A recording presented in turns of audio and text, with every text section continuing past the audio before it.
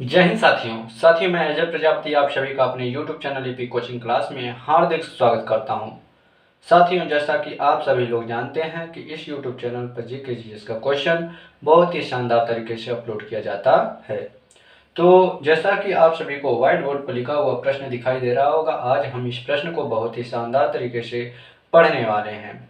तो इस प्रश्न को पढ़ने से पहले हम कुछ मोटिवेशनल लाइनें देख लेते हैं कि किसी लेखक ने लिखा है कि मेरी मंजिल मेरे करीब है, मेरी मंजिल मेरे करीब है, मेरी मंजिल मेरे करीब है, इसका मुझे एहसास है। मेरी मंजिल मेरे करीब है, इसका मुझे एहसास है।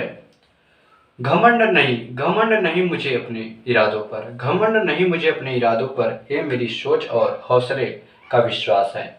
तो इसी मोटिवेशनल लाइन के कड़ी में आइए हम पहला प्रश्न देखते हैं कि पहला प्रश्न क्या लिखा हुआ है। पहला प्रश्न लिखा हुआ है कि प्लासी का युद्ध किस वर्ष हुआ था। तो प्लासी का युद्ध किस वर्ष हुआ था? ऑप्शन दिया है कि 1756 और 1761, 1576 और 1757 ऑप्शन में दिया है। ठीक है, तो जो प्लासी का युद्ध हुआ था वह अंग्रेजों और बंगाल के नवाब सिराजुद्दौला के बीच हुआ था, जिसमें अंग्रेजों की विजय हुई थी और सिराजुद्दौला की हार हुई थी। और इसी युद्ध में जो है बंगाल पर कब्जा कर लिया था अंग्रेजों ने। ठीक है, तो 1757 ईस्वी में यह युद्ध 1757 ईस्वी में हुआ था। कब हुआ था? 1757 ईस्वी में।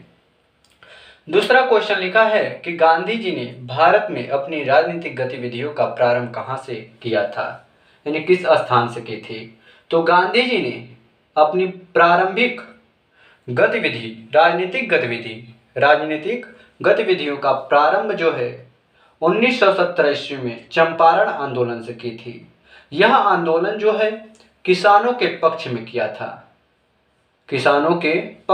किया था और यह आंदोलन तिनकठिया के विरुद्ध था। ठीक है, यानी कहां से की थी? चंपारण आंदोलन से। कहां से? चंपारण से अपनी राजनीतिक गतिविधियों का प्रारंभ किया था गांधी जी ने। तीसरा क्वेश्चन दिया है, दादा साहेब फाल्के ने किस वर्ष अपनी फीचर फिल्म तैयार की थी।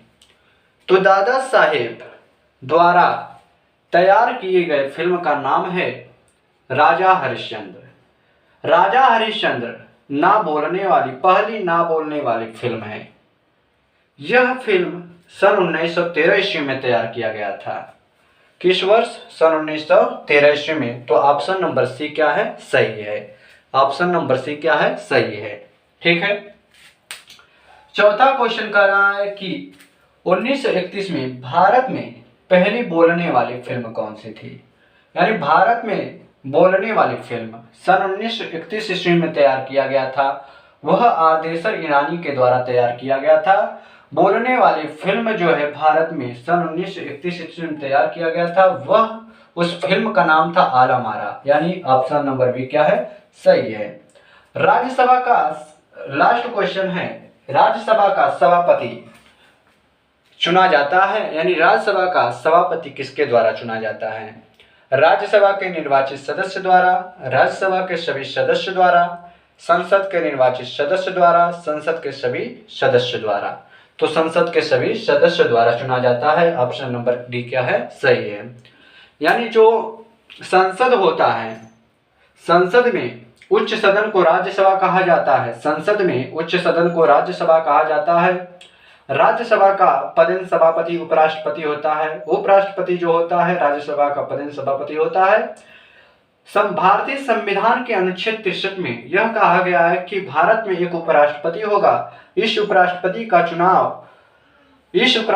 चुनाव जनता के द्वारा सीधे नहीं किया जाता है। यानी उपराष्ट्रपति का चुनाव कैसे होता है? तो संसद के दोनों सदनों के निर्वाचित सदस्य के द्वारा होता है।